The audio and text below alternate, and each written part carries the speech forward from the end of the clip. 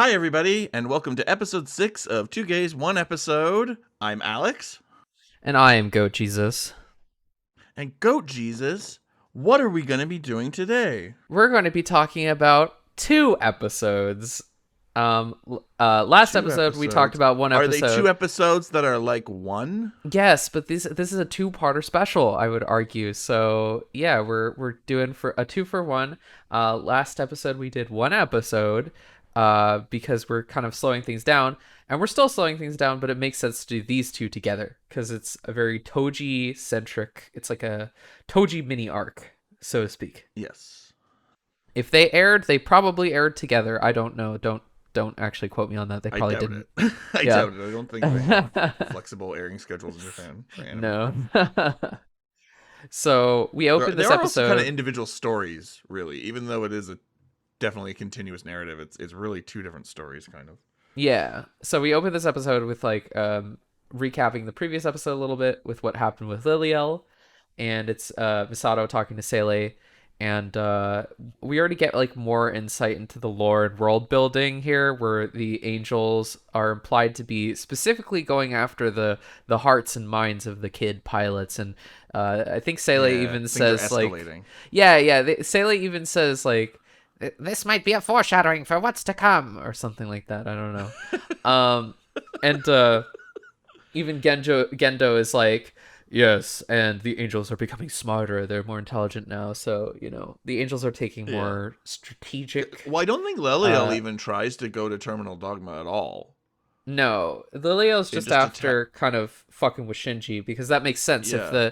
If they're going to go after Terminal Dogma, it makes sense to get rid of the threat first, and then go after them later. So, and then we get the next scene, which is a Toji solo scene. For the first time, we've broken new grounds. Toji is not with Kensuke or with anyone. He's just alone.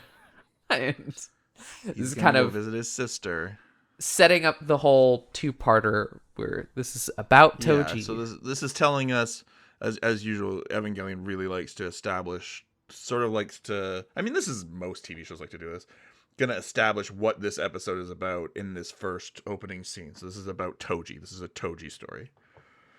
Which is weird, we're foreshadowing that maybe the angel is after, or is going to be after personal things, and in a weird way, it's he's after Shinji's friend, so it's kind of, there's going to be consequences for that.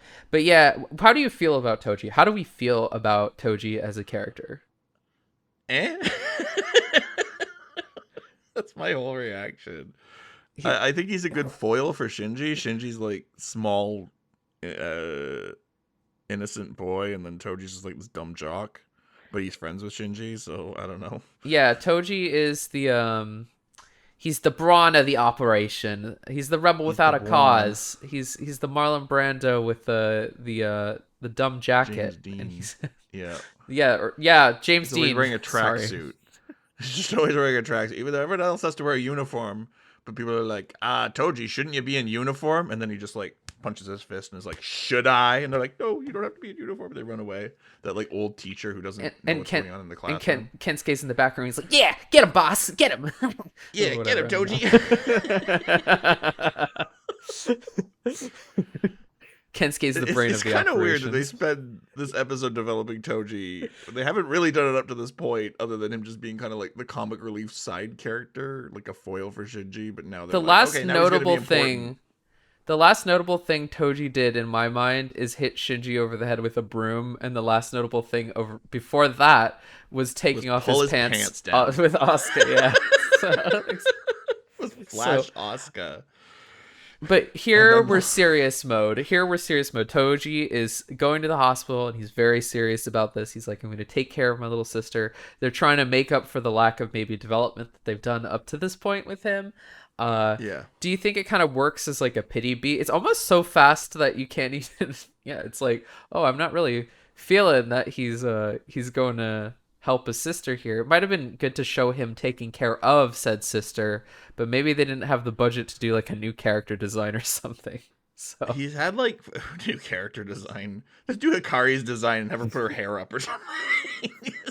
The girls all look so different. They kind of do. I mean, you could absolutely tell The Hikari leads from do. The lead girls do. The lead girls very yeah. particularly all contrast each other. But like generally speaking, they all kind of have the same face syndrome. It happens a I lot. think that's You just see it later anime for when the most part. it Yeah. is. But you see it later when Ritsuko and Misato are like standing next to each other in perfect parallel, and their noses are like exactly the same, and you're like, oh, okay. Yeah, well, Um What was I so gonna say? I was gonna say, oh well, like really, all we know about him is he has a sister. He thinks Misato's hot. He's a jock, I guess, though we only see him playing sports one time, and that's later in this episode. And he's friends with Kensuke and Shinji. yeah, Those are like his four character traits. he does some b-ball outside of the school. When an angel showed up that was up to no good. Started making trouble in his neighborhood. And because he doesn't have a mom, Ritsuko Akagi was like, you're moving into the Evangelion unit. I don't know, anyways. And then he bitch Ritsuko slapped gets that the Evangelion unit. back at Nerve Depot. Ritsuko grabs her forklift and she's just like, I gotta go grab Toji's mom, and she takes the forklift. Well, yeah, that's one thing. So we find out in this episode that they start to hint at the Marduk Institute, which I think we've heard that name before in the scene between where Kaji was talking to that lady who may or may not be Ritsuko's grandmother. And yeah, or some related to Ritsuko in some way because she's got the cats and whatnot. Yeah. Talking about the Marduk Institute and how it's just literally just like a series of like 200 dummy corporations that lead from one to the other, and then it's like, oh, and at the bottom there's nothing, just like Pandora's box. No, actually, Pandora's box is hope at the bottom. Never mind. But there was nothing at the bottom. So at this point, Kaji knows that the Marduk Institute is just a big flim-flam operation. It's just a sham. And but we also find out all the kids, and I think we found out in a later episode actually, but that all the kids in Shinji's class are Evangelion pilot candidates, which means at least one of their parents has probably been like sacrificed to make an Ava core. Yeah. So there's probably just this warehouse full of Ava cores. Full of like probably mommies, maybe some daddies. We don't know about the daddy lore. That's true. I don't know if we know if any dads are, but at least moms. And so there's just like a bunch of them. Yeah. Ritsuko's like piloting that forklift and grabbing the core and putting it in the Ava unit. Well, how do they do all this work? Like, how do they operate? How does very Nerve covert. operate? Well, you see, Nerve Headquarters is really confusingly designed, and the only people who know how to navigate it are the ones with all the key cards and the information. So, So do they just they isolate everyone into like cells so that no cell knows what everyone else is doing? I'm just making stuff up. I know, me too. But like, how do they operate this giant underground facility without any information leaking? Because it very rarely leaks to anyone. Do they just have a really loyal like band of 100 operatives who aren't telling anyone anything? Those NDAs, they're pretty binding. The NDA is very strict. But kind of like moving. Like, how do they build these giant crosses to like contain? They're like, okay, contractor, I want you to build a giant underground cross. It has to be 50 feet tall. Well, all right, I gotta wait till Friday, but I think I can do it. What do you need this for anyway? Ask me no questions. Just build the giant cross. Speaking of which, so Toji has like an Osakan accent, so I guess like to properly translate him, you would probably want to do a Brooklyn thing or whatever. That's why. That was a Chicago accent, Michael, but okay. Yeah, I mean, they're all the same. It's all just like all the same to me. Just general city accents or something, I don't know, but yeah. Joey Wheeler gets that sort of thing. In particular, an impression of actor Dennis Franz, if you must know. Okay. But yeah, it's it's interesting. Toji's from Osaka, I guess. It's interesting that he's got that accent and that hasn't really been translated to any of the dubs in any kind of way. No, because famously, that's the accent that Jinochi and Yu-Gi-Oh has, and they translated that into like a Brooklyn accent. Brooklyn accent. Well, Meowth Brooklyn also has accent. a Osakan accent, and he's got that whole thing going on. Meowth, that's right. Like that sort of thing. So they translated. Oh, It's a pretty common way to translate that yeah. accent Those are the into 4K dubs, English. though. Those are a bit more hacky than the ADV or Netflix dubs, I Oh, think. true, Can you imagine true. if Toji did have a Brooklyn accent? Yeah, it's like they Hey, asked Shinji! Johnny and Bosch put on a Brooklyn accent for the Netflix dub. They're like, "Hey Shinji, get over here. I got some girls you can Over peep here. on. I You're the got I reason got." my sister. My sister lost the eyesight in the battle. How could you? It was pretty tragic. Now I'm gonna have to wail Pretty. on you. Now I'm gonna have to wail on you. um, it is interesting though that Toji, in spite of being the kind of like dumb jock of the Ava cast, is really depressed and apprehensive to actually pilot the Ava unit. Like he seems really out of it. Yeah, Kensuke's eager, but Toji's not sure he wants to do it. Yeah, Kensuke's just like pushing up his glasses and being like, "Miss Snow, could you please let me pilot the Ava?" Oh my god. See, they should have let me do the dub for Kensuke. I would have been perfect. You would have. Masato, Miss Masato. I want to pilot this Ava unit. But Well, Kensuke's the nerd. He's the one who knows all this military stuff, and he's like, I want to be a pilot, just like you, Shinji. well, the interesting thing about Kensuke is that he's sort of modeled off of Jean from Nadia, Secret of Blue Water, who was the Mm. protagonist of Nadia, who was an inventor type of kid, who's like very adventurous and like proactive. And they kind of Mm-hmm. placed him here and went, no, actually, just the casual Japanese kid is going to be the one to pilot the Ava unit instead of The what would salaryman, the kid traditionally in the be salaryman uniform. like the protagonist of a mech anime or something, an adventure show, That's I true. guess. Either Toji or Kensuke could both be protagonists in an anime. I think you have like the Yeah, jockey, yeah, and tough so guy yeah, kid, like like a Kensuke Yusuke is type, and then you have the yeah, Kensuke type. Toji and Kensuke are both like more fitting protagonists who aren't protagonists, and yeah, Mm-hmm. Toji's just like he's also a little bit of a faux pas sexist, which I think is pretty funny as far as characterization goes. Like later on when Shinji's cleaning, he's just like, "Yo, Shinji, that's kind of goily, don't you think?" And then This is the thing now. Toji's from Brooklyn. yeah, why not?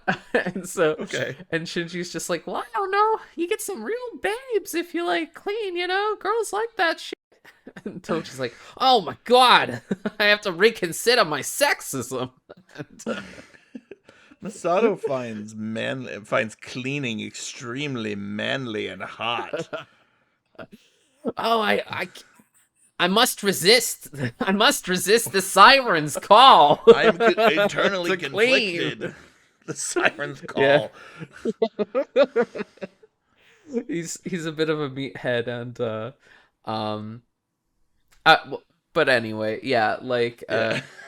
it's he's an interesting character. I don't think that I would have Ish. liked to have seen a little bit more focus leading up to these episodes with him, I think. I think this episode. Well, there's a lot of exposition in this episode, but I almost wanted an episode where he is just an Ava pilot, and then immediately in the next one, his Ava unit gets taken over by an angel. That would have been interesting, even if like they maybe make him an Ava pilot in like episode 13 or something. They don't really battle an angel past that, but Well, yeah, it's just like the do it reason there and then the sort of the function that we get instead is in the next episode, not episode 17 but 18. There's a technique used throughout the whole episode called dramatic irony, which we can Mhm. talk about more there, but that's basically the intentionality is that the audience knows that Toji's in the pilot and is a pilot, but Shinji And doesn't Shinji knows. doesn't. Yeah. And so that builds tension and drama leading up to the reveal at the end of the Yeah. episode. Yeah. I think that's good. I just think they also could have done it differently and had Toji be a legit like trick you into thinking, oh, he's gonna be the fourth pilot, the fourth uh, ain- Evangelion pilot, and that's what's going to be happening from now on. And then immediately, his angel or his his Ava unit gets destroyed, and he's put in the hospital. That would almost have worked as well. Yeah. Yeah. We also get it's just an option. We also get it's something they could have done 33 years ago, but they didn't. We also get a bunch of stuff with 33. Hikari this episode. We get a bunch of stuff with Hikari this episode. We get a bunch of stuff with Rei this episode. Episode 17 is very much like a side character kind of episode, I guess. It's a nice like kind of different.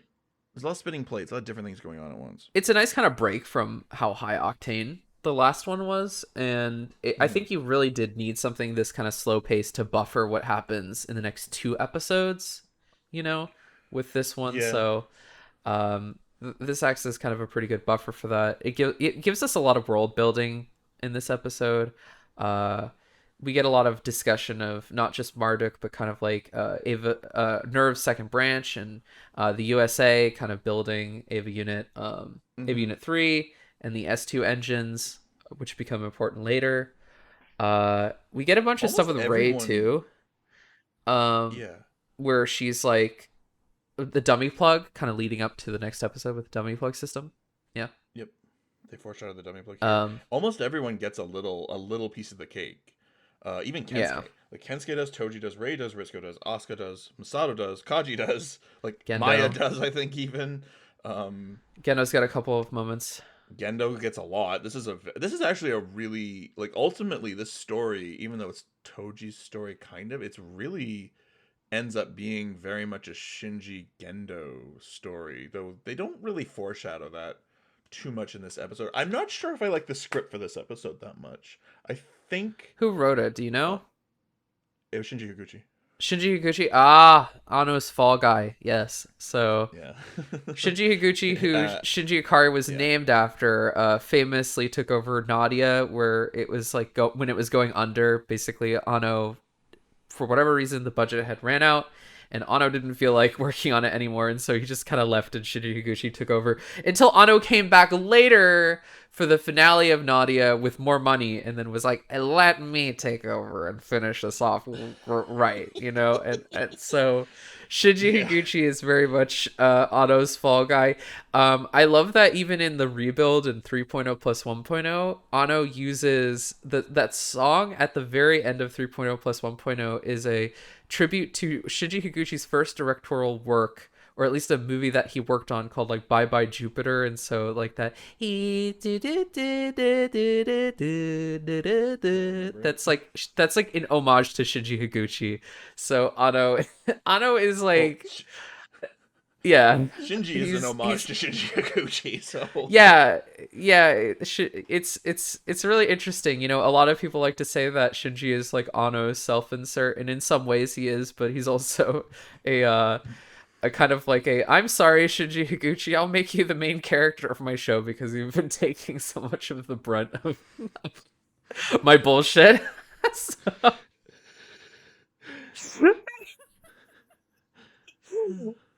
You seem like a guy who's really down on his luck, Shinji Higuchi. I think you'd be a really good protagonist for this show. You based Shinji on me? Well, not all of Shinji. Just the scenes where he's like really depressed and getting kicked around and called a loser. But Ano-san, why? But Ano-san, you're the one who was doing that. Yeah. Gendo is also based on me. Gendo and Shinji are both based on Ano, so weirdly. Yeah. Apparently, Toji. Look at Ano and tell me that Gendo was not based on Ano a little bit. Toji, interestingly, was apparently based on Ano's father, which is something that not a lot of people know. Like, apparently, Ano's father was very like jock-ish and kind of like a tough guy, like manly man type of thing. He lost his leg in a milling accident at a lumber mill, and that's very much the basis for Toji losing his leg in episode 19. At the beginning of episode 19, you can see that he's missing a leg under the covers, and Ano has directly stated that that is, in fact, in homage to his father. Yeah, so interesting. So it's really interesting because Shinji is based off of Shinji Higuchi, Gendo is based off of Ano, and Toji is based off of Ano's father. So I'll just I think Shinji's kind of a composite, but yeah. No, but it's just kind of interesting because like Yeah. the core narrative behind a lot of the meta with the fan base is that like Shinji is very much Ano and nothing else. And and Kaoru is Ikuhara, and Misato is Akio Satsukawa. And Mari is Ano's wife. No. So, but, I love how everyone in the Well, Ava fan base loves to basically go like, this character is this real world figure. I don't I mean, think that's really the case. it's not that. Yeah, it's not that like cut and one to dry. one. It's not It's one just to one. influenced. Yeah. But like, I mean, In all writing, look you at take bits of Ikuhara yourself and look and at people you Kaoru know. and tell me there was not some influence there. I mean, there totally was, but yes. Yeah, Ikuhara is the creator of Utena, and he worked on Sailor Moon R and stuff. Just in case anyone's wondering who that is. And he had a rumored bathhouse escapade with Hideaki Anno, Yeah. who that this inspired a lot of Kaoru's character later. Take that as you will. I'm just saying, Ikuhara wears a lot of tight leopard skin pants, and did drag as Sailor Mars. Anyway, I'm also just saying Anno has always had problem with the ladies, so except his perfect wife. well, his wife kind of fell from the sky and hit him in the face pussy first, so you know. What? No, so wrong. That scene where Mari falls from the sky and starts sniffing Shinji is actually based It's on just how I met my autobiographical. wife. Yeah, it's autobiographical. It's autobiographical. She was going skydiving one day and then just crash landed on top of me. And then she started smelling me, and I thought, this is the girl for me. Oh, hold on. I'm getting a phone call. 1 second. Oh, it's Hideaki Anno. He's saying to stop talking about his wife. Get my wife's name out of your effing mouth. Yeah. Where, what are we talking about? Will Smith, actually. Which, by the way, we foreshadowed Will Smith's inclusion in this podcast earlier with the basketball. Yes. It all comes together. It all comes together. Speaking of coming together, we also get a scene where Kaji dive rolls into Maya and tries to hit on her. And then Misato walks in and Kaji dive rolls away. No, he doesn't dive roll. Maybe off screen he dive rolled. We don't know. They didn't have the budget to animate that. No. Well, they could have just reused it. They could have just put him in different backgrounds, jumping and dive rolling. Someone needs to take Kaji dive rolling and put that onto the shooting star meme. Like the da, da, da, da, da. I don't know what meme that is, but okay. You know, so this is a famous scene that we're making jokes about, but... Yeah, in this instance, Kaji is acting like a playboy and is trying to hit on Maya, and generally... And Shinji. Yeah, and you realize I'm a guy, right? Like that whole thing. Love knows no boundaries. But Kaji gets all serious after pretending to flirt and really gets serious with Misato. He's kind of acting the fool a bit initially, and then Misato comes in and he's still playing the fool, and then she asks him a serious question, and he immediately pins her against the vending machine and starts speaking very seriously, which I think shows you a lot about his character. Well, Kaji says one thing later on to Shinji when they have some alone time in the next episode, which is that you can't really fully understand someone and like all the facets that make them up. And I think he's the right person to say that in a way, because he is really two-faced. He is such a double agent in a lot of ways, and is really pretending, I think, to be a playboy to throw people off a lot of the time. Because even when he gets with Misato, like in private scenes, he acts so much more grounded and is much less of a like playboy, and is much more like seriously like real him. He's really devoted to her in a lot of ways, and but he pretends to be just like I'm gonna get like any lady, you know, whatever. But he's like, I think that his true self in a lot of ways is very different from what he projects onto others, and that speaks to the larger theme that he discusses later with Shinji about like how it's really hard to fully understand someone and all the aspects that make them up. You can When also talking tell about that from Gendo. the Yeah. you can tell that from the way that Ritsuko reacts to him too. When he's flirting with her, she's just like, "Oh, cut it out, stop it, whatever." Like Yeah. she doesn't even consider what he's saying as like Yeah, anything but it's like like fluff. this isn't even serious. I know you well enough to know this isn't really actually you. So Yeah. um And then we get and the you know, watermelon scene. I and we love get the the fact that famous Kaji watermelon grows scene. watermelons. Yeah, he's a plant guy, which is another one of those things that you wouldn't really expect from him, to be honest, because he is such a James Bond. He projects that James Bond like thing. Can you imagine James Bond having like a friggin' greenhouse, like in whatever? And he's No, so no, yeah. I'm watering my tomatoes. You see, my dear, I'm watering my tomatoes. it's all about the It's a pH in the water. it's a bit like Solid Snake with the Huskies with the dog mushing in MGS1, I It guess. is. It's that like subversion of the James Bond archetype that kind of Yeah. like humanizes the character a little bit. We should talk about deconstruction in a different episode, but I do think Ava has deconstructive elements. I know someone was talking about that in the comments in our podcast. We read all the comments, by the way. You should comment if you're listening and tell us what you think. Yep. Tell us insights, and we'll probably respond to them. But I do think in an interesting way, Kaji is kind of like deconstructing that spy trope a little bit, where it's adding that logical conclusion where he does have like all these. He has a personal life, like a history with these characters is more monogamous than he projects. Is kind of like a person that's sensitive deep down and takes and really cares about Shinji as kind of like a son figure and Yeah, like is a little brother, I'd say, but yeah. yeah, it's interesting. He takes him under his wing a little bit is all I'm trying to say. Yeah. Yeah. And Yeah, no. the watermelon patch is such a revealing element of his character where he is much more sensitive in a weird way than you'd initially think. He really tries to it's kind of funny because he's watering these plants and is sort of growing them, and he's trying to help Shinji grow and as well, Yeah. and I think that's True, really true. cool. And He's more nurturing he talks than you'd about expect. yeah, he talks about pain specifically with Shinji here, which is a really memorable speech where Kaji alludes to this almost like a Buddhist ideology where suffering is required to understand others in this way, where it's suffering is not a good thing. It's not supposed to be a good thing, but it's something everyone goes through in life. Nobody lives life without being hurt emotionally or without like experiencing pain in some way. And so pain is a good thing because it helps us learn and empathize with other people who are going through similar circumstances.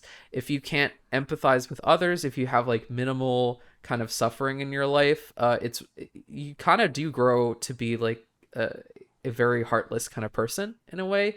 Or at And least I think a stagnant person. yeah, and so Kaji is basically saying like, you know, you shouldn't be afraid of pain. It's the coin of it. You kind of need it to contrast happiness. Like you need that perspective, and you need to be able to understand it to understand others. And so it's kind of just like it's not something you should run away from, which is a larger theme in Eva, to not run away from things that are tough. And it's such a great moment. It's definitely the highlight of the episode. I think is the Yeah. weirdly enough, in spite of it being a Toji episode, the Shinji Kaji thing is Yeah. I mean, yeah. how much has Toji done in this first part? We saw him going to see his Well, sister. Is that it? And then he shoots a basketball at the well, end.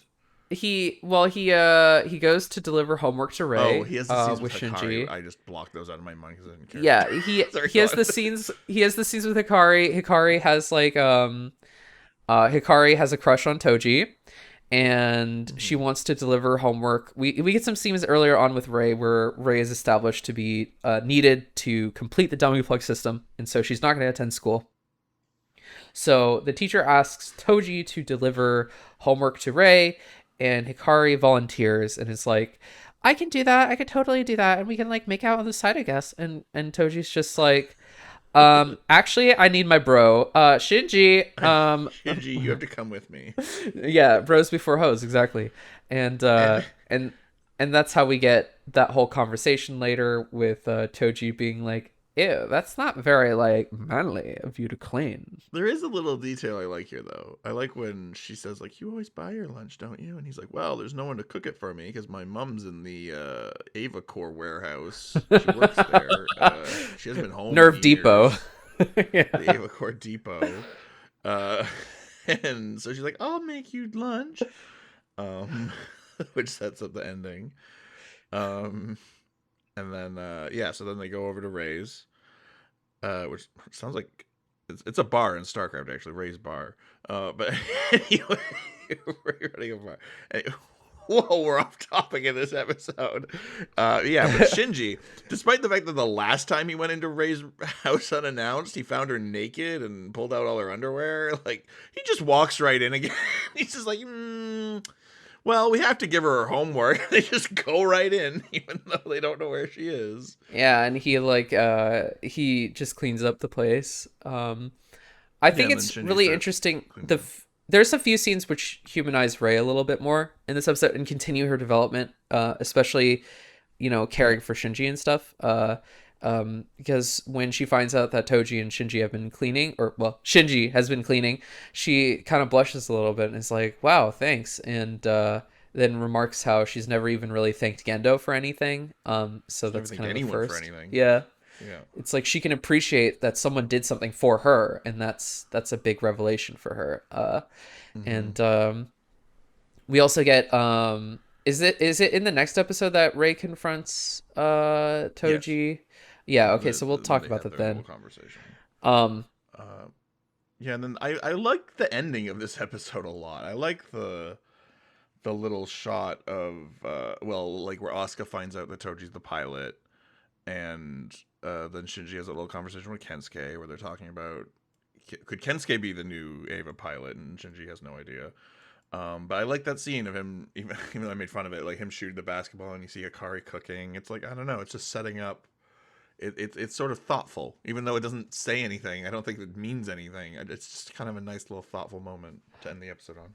Also, it gives you all the. I just want to say in terms of the cuts and Mm. there's no exposition that Toji is the pilot. It basically Asuka sees who the pilot is and we don't see it, and she goes, "It's him."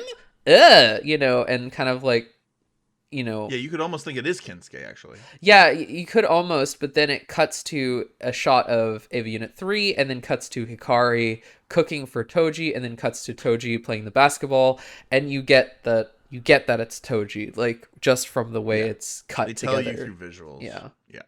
Is that where you see it on the cross? Like they're transporting it with like the chains carrying the cross and the Ava units on it? Toji is the So sacrificial impractical. lamb. Um but yeah, I think this is it's kind of an episode that I often forget about. All the ins and outs of what goes on, but I do appreciate it. I Hmm. think it's got some really good scenes in it, and it's a pretty good episode. Yeah. Do you want to move on to the next one? Sure. I just again, I don't like the script for this one as much as I think you could have. I think the scenes with Kaji and Shinji are great, but I think otherwise you could have really punched up the dialogue and really put a couple of things together. Wait, is it the first? I think that's the first episode. Yeah. Sorry, we skipped over one little bit that I wanted to talk about, where the senior staff at Nerve are all kind of standing around the big map, and Ritsuko and Masato are kind of talking, and Masato says something like, after the AV unit 4, is it 3 or 4? It's 4, right? Three. That gets blown up. Oh, 4 gets blown up. 3 gets Yeah, imported. 4 gets blown up. And then she says something like, those idiots shouldn't have been toying with things that were beyond their understanding. And she kind of like gives like Ritsuko a little side eye. And it's just continuing to develop that relationship and that subplot, which also continues in the scene where Masato is talking to Kaji, where we're seeing that Masato is starting to put things together, and she's starting to try and figure out what the truth about Nerve and Sile and all that is. There's also a really good scene with Ritsuko that I forgot to mention where she kind of side eyes Ray a little bit, and when Oh Gendo yeah, or side as Gendo when, and 7 minutes into the episode, when Gendo starts to almost act flirty with Ray, Let's go and get a bite to eat. it kind of foreshadows Ritsuko's strange love triangle between Ray and Gendo and her. Yeah. So I don't get this sense that Risco hates Ray though, so I'm kind of curious what that look really means. I think it's almost. Yeah, I it was more directed at Gendo specifically, but yeah. I think. So, yeah. Okay, so next episode is episode Next 18. episode 18. And we begin making it pretty clear that Toji is in fact the pilot. I think that there is a scene directly just saying it outright. Mm-hmm. And then what's a given? That shot at the end in the first episode is definitely a given. Yeah, but just in case you didn't know, I think they make it clear. But yeah, Misato, the first real scene is like Misato not telling Shinji that Toji is the pilot. She like fails. She kind of chokes up before she can let him know that that's who the pilot is, and is interrupted by Kensuke, who barges in and is just like, Misato, I really will be the pilot. So yeah. And Why is he Donald Duck? Donald Duck. I don't know what I'm doing. Anyway, Anyway. And obviously he cannot be, but yeah, we learn that Toji doesn't really want to be a pilot here, and it has sort of accepted solely based on his sister being transferred to a better hospital at Nerve. He's acting really dead inside and kind of like just like really cold and distant. He's like emotionally distant. And we get a really good parallel actually to the earlier episode 17, where we didn't really mention this, but Toji makes fun of Asuka and Shinji, and it's just like, you guys are real lovers now, haha, yeah, and they're like, no, we're not, and it's a comedic kind of scene, and we get a parallel here where a similar thing kind of happens, where Asuka comes in and he makes a comment, but it's like just really cold and distant, and then the scene is so much more serious. And then we make it clear that Shinji is really the only one who doesn't know about Toji. Like Rei knows, Asuka knows, Misato knows, Kaji knows, everyone knows. It's just Shinji that doesn't know that Toji's the pilot, and nobody really wants to tell him because he just had like this horrible experience with Liliel actually in episode 16, and is psychologically kind of been damaged by that a little bit, where he's having a hard time syncing with the Eva unit, and Shinji's been like kind of just like emotionally distressed a little bit, so nobody really wants to kind of break the news to him. I personally feel like picking Toji for the pilot was a mistake on Nerve's part. I think they should have picked like that one student, Joji or something like that, who's in like the back of the class, you know, the red-haired kid, just whatever kid is that we've never met before. Why should they pick him? Just from a logical perspective, yeah, because not as much of a not as character, emotionally devastating to Shinji. Shinji, they picked it for like dramatic reasons. Which is like, this will really get Shinji going. we picked that guy Kotobuki Sanji, and Shinji's just like, huh? Oh shoot, that was in the last episode too. Sorry. There's the scene where Misato and Ritsuko is talking literally about the Marduk Institute, and Misato says something like, "Oh, you found the fourth child?" And she's like, "Yes, just this morning actually. You'll have a report tomorrow." And then Misato's like, "What? How did you find them so fast? You just finished the unit and you're like, oh yeah, the fourth child. They're right there." And she's like, "You know what happens?" And then Misato's like, "Are you lying to me again?" And Ritsuko's like, "No." Which shows the distortion, like their relationship is really kind of strained, I guess. Yeah, their friendship doesn't play in this episode at all, because there's almost nothing. They're just exposition bots in this episode, pretty much. But we do get a good scene with Asuka and Hikari though. Right after this scene, which I really like, because Asuka's actually being like a good friend to Hikari, which is it's just nice to see her humanized again. Rarity. Team Asuka here, okay. It's just really Yep. cool to see that she supports her friend, and like Hikari is like, Toji and Rei went off to go talk on the rooftop together, and I don't know what that means. And then and Asuka's like, do not worry, girl. Rei is as dumb as a doorknob. She is not gonna be a threat to you, girl. And it's she's just like, you girl are an absolute treasure, and if Toji doesn't appreciate that, he doesn't appreciate. Okay, so I just like that Okay. Asuka is a real friend here, and is just such a gal Well, it pal. I involved adore disparaging it. Ray, so she was she was all on board. Well, I just really, the way it's like done is just really fun and kind of like friendship-y, and then she's just like, hey, what do you see in that guy anyway? And then Hikari is like, I don't know, he's just kind of nice, and she's just like, well, I support you. I support you. um And then after that, we have Asuka meeting with Shinji in the living room at Misato's place, and she has an opportunity to tell Shinji that Toji's the pilot, but decides not to. Yeah, Why do you think it's that? mirrors. Why do you think So that is actually? I think yeah, I think all of the Asuka and Masato and all of them, they can't handle telling Shinji. It's just too rough. It's like I mean, I don't even know why. They sort of set it up. I think it's in the last episode. Ritsuko's basically like, Asuka won't care that he's a pilot because all she cares about is herself, and that's basically what Ritsuko says. And then she's like, but Shinji, he might be kind of scarred by it because he knows that anyone who pilots an Ava is doomed to be miserable. She says something literally like that. So I think they're all kind of protecting Shinji a little bit because they think he's going to take it hard, Yeah. which is nice. That's a nice little moment of Asuka choosing not to speak, which is a very rare thing. She's like, und Shinji, Baka Und Shinji, Shinji, und I'm here Toji to be is und blunt. pilot. I'm here to be blunt and tell you all the things you do not want to hear, just like a good German would. Saukel, Arschloch. Oh, whatever. I know Anyway. it sounds mean, but you must hear. Reality must be adhered to. Anyway. Toji. Oh, anyway. What are you going to say? I'm not even gonna complete that sentence. And then we get a great scene with Shinji and Kaji sleeping together. Just Oh.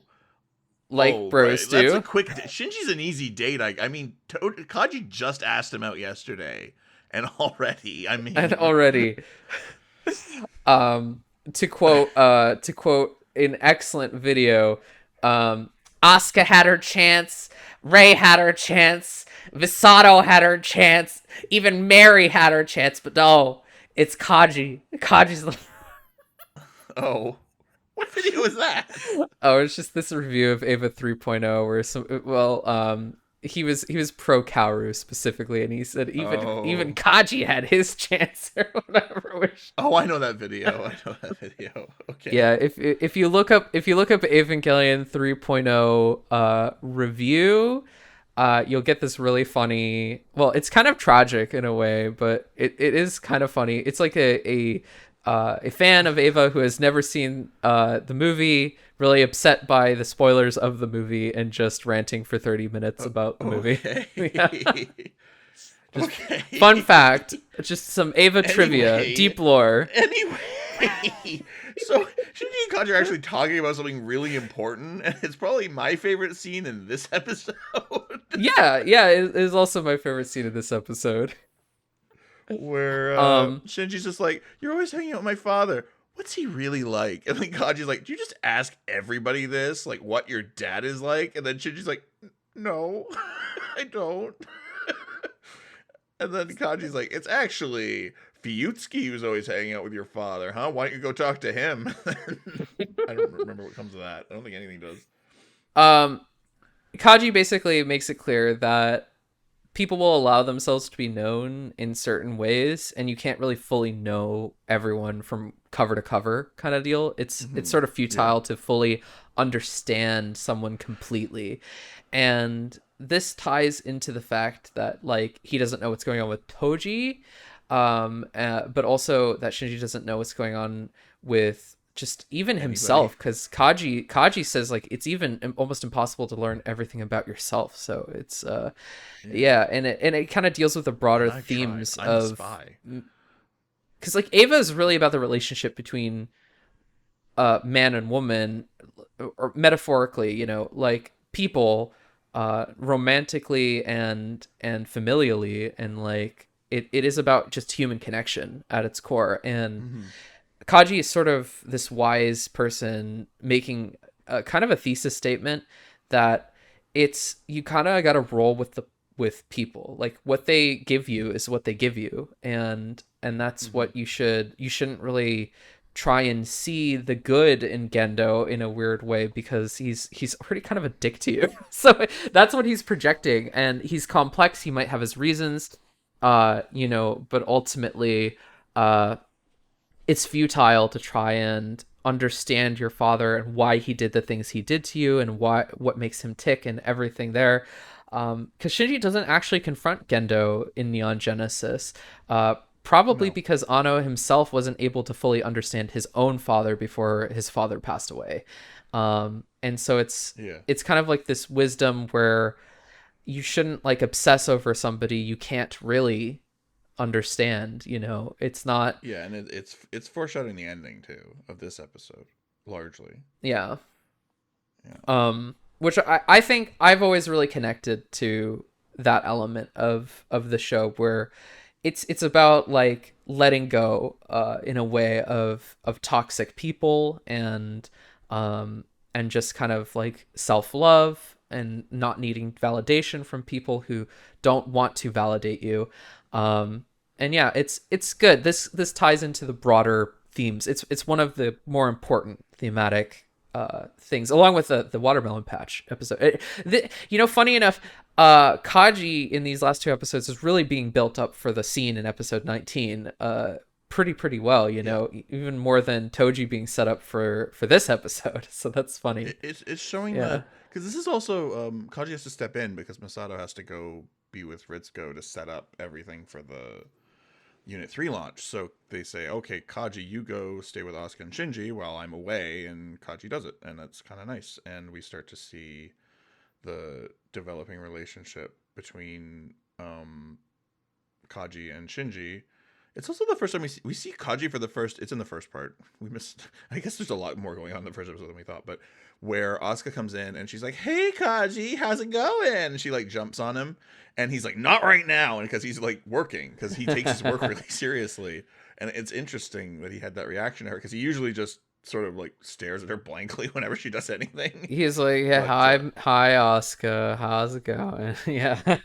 yeah, well, sort of, but like I think a lot of people would interpret it as him being not um guided enough, almost like this girl is acting like a fool basically, and Hmm. very inappropriately, and they think like, oh, he should shut her down, and it's like I think a lot of people think that way. I don't necessarily think that's the right way to react to her. I think it's almost better that he sort of just lets her do what she's doing, and then he doesn't indulge her, but he also doesn't condemn her. He lets her kind of come to her own conclusions about how she Hmm. should behave. Um,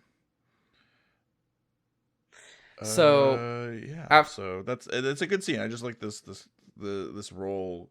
We don't get enough Kaji in this show. I think Kaji's a really cool character. So I think what we do there's a get of lot of him really is nice stuff here. excellent in of itself. Yeah, and Absolutely, yeah.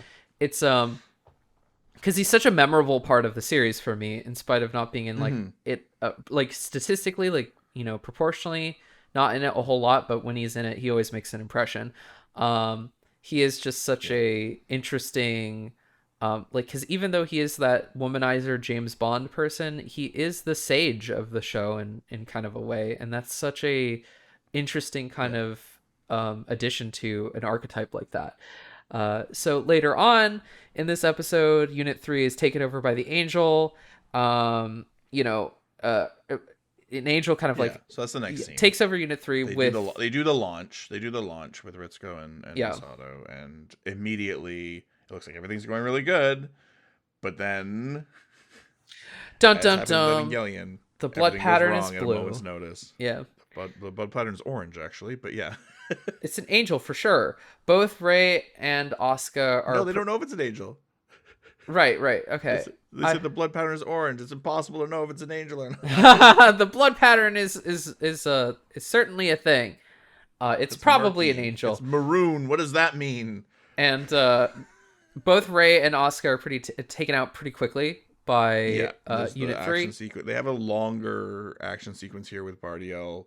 Okay, yeah, and the angel this episode is called Bardiel. Is the angel of fog, and his name means the disgraced son of God, which are both very fitting for this angel. What do you think? By the way, I really like it. What do you think of Unit 3's design?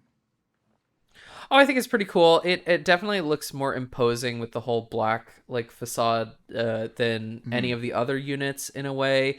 Like its teeth structure and kind of mouth, its jaw is really emphasized, so it gives it like more of a like threatening kind of vibe to it. I think it. I believe it's. Sorry, Go proceed. on. No, you go on. No, no. I was gonna say it's the only one without horns. It's the only one without anything on its head. I think. Well, I'm trying to think Unit 2 doesn't because have the horns, but it has horn extra itself, eyes. the unicorn horn that you see on Unit 1 is actually in reference to the fact that it's derived from Lilith, specifically that unit, because it's more Okay. satanic, and so it's sort of like that's the design thinking is that it's Oh, more interesting. demonic. It I, has an Oni horn essentially is the idea, where like Oni has that single horn going on. But yeah, like Unit 2 doesn't have any. In the rebuild they added like a weird headpiece to it. But that's not in oh, the original weird. show. Unit 0 doesn't have like a horn or anything like that, and this one doesn't have a horn either. So No. it's any angel It gives derived it a from really distinct Adam silhouette, is what I was is thinking. kind of yeah. It does have a really distinct silhouette, but yeah, any unit derived from Adam specifically doesn't have that Oni horn that Unit 1 has. So um kind of a Yeah, which is cool. all of them, which is everything except Unit 1. So. Yeah, everything except Unit 1. Later on in the rebuild, they kind of expand on that a little more, where there are units derived from Lilith that also have horns, like that Oni horn kind of thing. Like Mark Wait, 6. is Unit 0 derived from Adam? Yeah, it is, right? Yeah, Unit 0 is derived from Adam. Yeah. Okay. It's It doesn't really matter. it's very particularly Unit 1 is derived from Lilith for the special reason that it can act For stuff in in place NJ, though. of a yeah, it's for EOE stuff where it can act in Yeah, place EOE of stuff. a it can act in place of a Lilith entity, so it can Right. trigger impact. Yeah. Yeah. So next scene, so we have the introduction of Bardiel. The unit's infected. It walks almost like this Frankenstein monster through the back hills of Tokyo, or of Tokyo 3, and Ray tries to stop it, fails. Asuka tries to stop it, fails, and then Shinji has to step up. But And he's Shinji can't do unwilling. it. Yeah, he's He's unwilling. unwilling. Yeah, he gets beaten and he won't fight back because he knows there's a kid in there and he doesn't want to hurt the kid. And I really like this next sequence because first off, it's the first time we really see Gendo break his demeanor.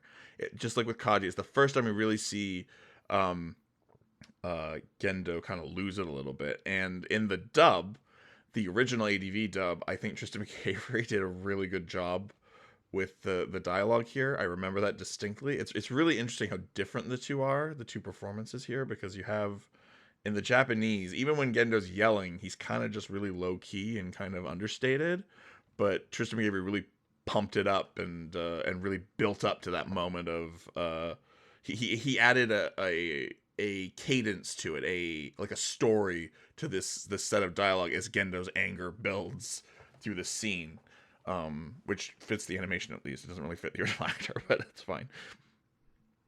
Mm-hmm.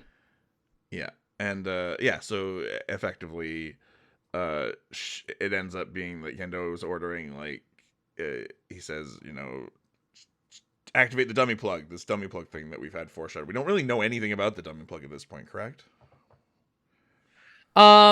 We do know that it is actually derived from Ray. Like, there's a Yeah, scene. I mean, we know lore stuff about it, but we don't know what it is or what it's going to do.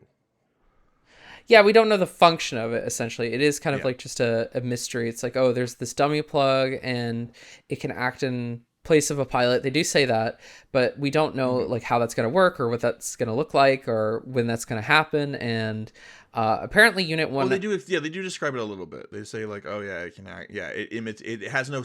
Ritsuko specifically says it has no soul, it has no heart. You can't digitize the heart of a human, so it's literally just the logical brain patterns of the two pilots, and it will trick the Ava into thinking there's a pilot when there isn't one. Yeah, so we Yeah. do know that. Sorry. Yeah. Um, but what it looks like here is that Shinji has to basically watch as the Ava unit rips apart this person that he doesn't know that's inside. Yeah. And he kind of I like love the looks on detail with his horrified at neck, that. by the way. Yeah, when it The strangles him and it has yeah. the marking, yeah, where you can see it's like an invisible hand is strangling Shinji. Yeah. Yeah. It's pretty cool. And I think it's actually really admirable that Shinji doesn't fight back. Like, I know some people have said, oh, you know, Shinji's being a massive weenie here. But I think it's actually way cooler that he's not It's actually cool fighting. because they're both right. Yeah. It's like, Gendo's right and Shinji's right. Shinji's arguing from a moral standpoint, and he's correct. It's like, I don't want to hurt another person. I don't want to kill somebody. And Gendo's like, you have to. It's you or him. And yeah. that's correct too. It's, I think it's just really cool that he's standing up for what he believes in, you Yeah, he's know? being principled. Yeah, Yeah. for sure. Yeah, like Shinji's arguing a principle and Gendo's arguing the practicality of it, and neither's wrong really. But it's going to create conflict between them when, you know, things were just starting to get so good between them. They went to his mother's grave and had that moment together. It was just so nice, and now it's all falling apart. But it also speaks to the Kaji scene earlier, where he's like, you can't know every aspect of someone just by talking to them, or in how they behave in a moment. Like Gendo's actually a very sensitive character. We'll find out later, and this probably wasn't something he wanted to do. It's something he felt he had to do, and that's interesting to me. Yeah. How do you think that this scene plays out, like in terms of the music and kind of like everything, the shot compositions? I know that Oh, it's great. there's a really iconic shot of a Unit 3 walking into the sun, like, and whatnot, like, you know, Yeah. silhouetted against the sun in the background. And a lot of people really point to that as one of the best shots in the show, actually. What do you think it like represents as far as that goes? The sun. Well, Like, the sun's obviously the setting. setting sun is The like, you setting know, sun. This episode actually, the tone of this episode in general, to me, this two-parter is really kind of uggy. I don't have a better word than that. It's just like, it's uncomfortable to watch. The red color, the way it's paced, the way the characters talk to one another, everything's so uncomfortable. Everyone, it's very much, it feels a lot like Anno to me. A lot of Anno's stuff always feels like there's something kind of uncomfortable and scummy kind of going on under the surface. And we'll talk more about this in 19, but I feel like 19 is almost the opposite. mhm. But yeah, I think it gives it this sort of, it also gives it this sort of like Old West feel, like shootout at the like shoot like a shootout is almost like shoot someone and kill them, or they kill you, and that's very opposed to how Shinji thinks and feels. Yeah. Yeah. Um, it it does kind of have that weird Western element. I also wonder if it's like the setting sun kind of thing is in reference to the Japanese flag in some ways, because it's like, Oh. uh, yeah, Land of the Rising Sun and stuff like that. In Yeah. regards to the flag with the red dot that's like prominently on it, and when it's kind of walking towards that, it makes me think of the flag in an image, and I wonder if this has to do with just like, um the fact that like the Ava unit is from America, and there is kind of like this maybe a subtext of, I'm probably reaching, but like a subtext I'm of not some sure kind how. of Yeah. just like cultural anxiety in respect to um the entire series kind of being like in homage to a lot of like nuclear imagery and destruction and things like that, and Yeah. how it's maybe about like, um you know, the culture itself is, and because of the war, has really led to an impact where people can't discuss things like mental health and it really is just like it deals with like depression and how like Ano grew up with a very strict like father figure and everything like that, and so it really just like ties into the broader scope of things, I guess, in like a way, because a lot of the domestic problems that people have in Japan is because of like post-war war culture. So Yeah. yeah. Yeah, I think that's a valid interpretation. I mean, not everything has to be intended by the author. If that's your interpretation, that's a totally I'm not valid even saying that's interpretation. it's just an No, no, no. I interesting know you're not. I know you're coincidence. not. What I'm Yeah. gonna say, I'm defending what you're saying. Hold on. Let me Yeah. finish. I'm saying, like, that's a totally valid interpretation. Not everything has to be intended by the author to be valid. It's as long as you can justify it with quotes and examples from the text. And I think that's Mhm. true. I highly doubt that's what Anna was going for. I think what I think it is symbolizing is the setting sun is symbolizing that this is the final. This is really Shinji's last moment of happiness, of ignorance, before Oh, yeah, everything yeah, kind of. yeah. It really, yeah, Yeah. that's a good reading of it. But see, my reading that's more pretentious got you to read something that's probably more valid. So, Well, I mean, I thought that anyway. I was gonna say it anyway, but yeah, sure. okay, Yeah, cool. yeah, yeah. This is really his final moment. He's gonna have, and now his father is gonna like let him down in the worst way he possibly. It's the end of their relationship. Really, Gendo betrays Shinji in a way. He doesn't just abandon him. He takes his agency away from him. He makes him hurt his friend. He is never going to forgive Gendo ever again. And I think they have one more conversation in this whole show after this sequence. I don't think they ever speak. They have one conversation in episode 19. I think that's the last time they ever speak, I believe. Yeah, I want to say that's actually accurate as well. They don't really have an interaction after this moment, I think this is. And Shinji just Yeah. more like is sort of sulking about how his. I mean, maybe he speaks to Gendo over the intercom in 24. Um, maybe there's some intercom No, exchanges Masato or does. something. Okay, yeah, then it's yeah, yeah.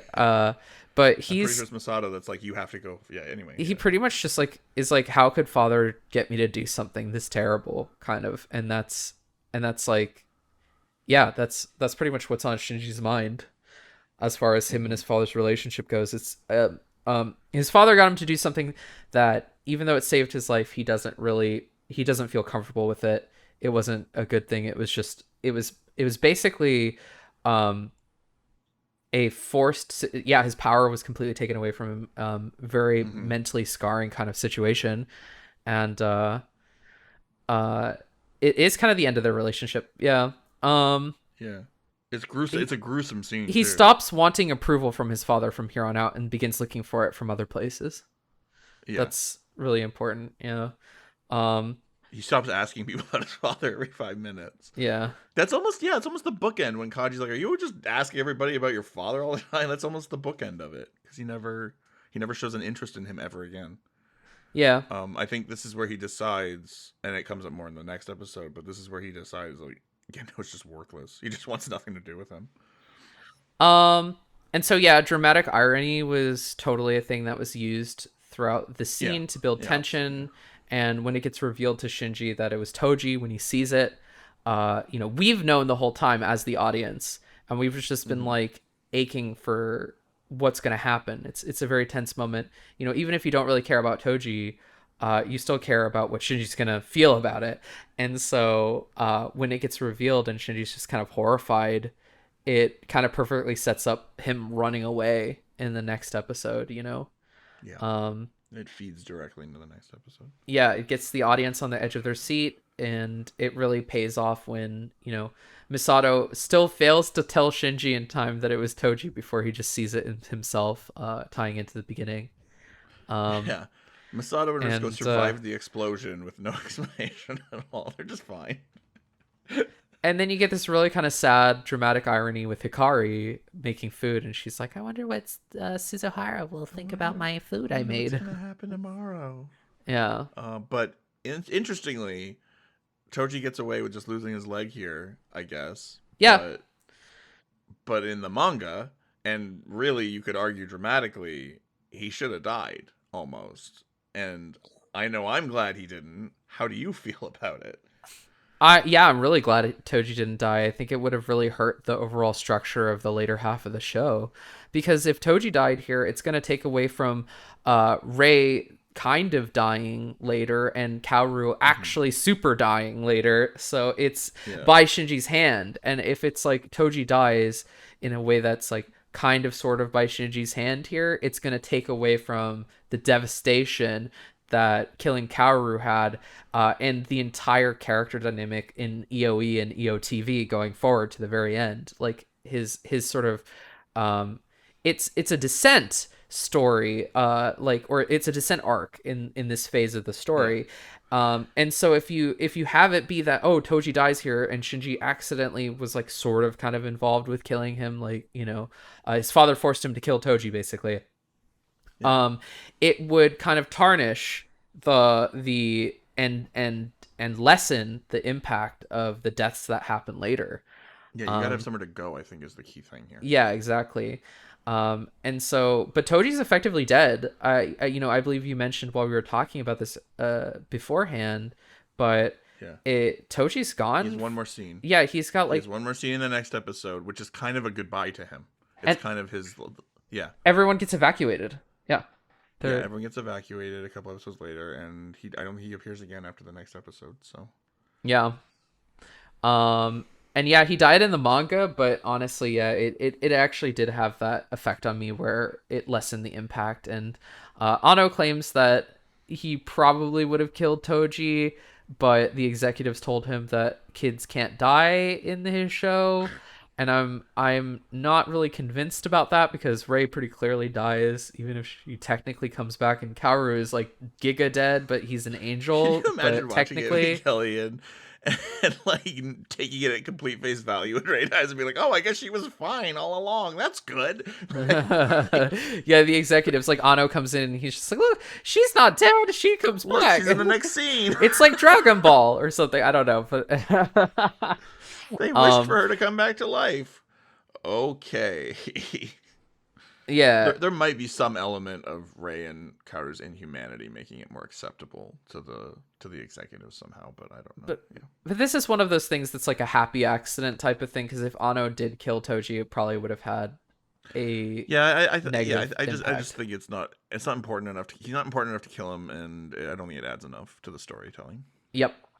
I actually had somebody who just got into Ava talk to me about that, where they were like, I think it's really dumb that Toji didn't die. And initially I had that opinion too, but when you really think about it in the bigger picture, it's better that they don't. I mean, he's also, let's be real as well, like how many people would get like be shedding tears over Toji's death? I'm just gonna I cried when Toji died in episode 18.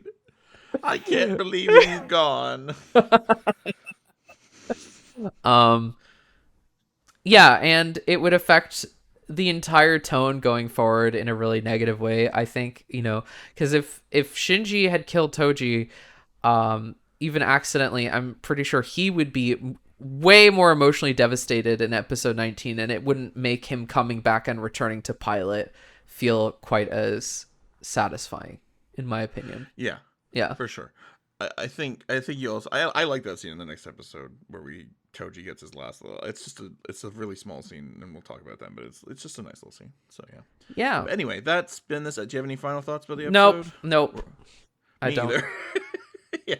So thanks for listening. Next time we cover one of my top 3 favorite episodes, episode 19. I'm so excited.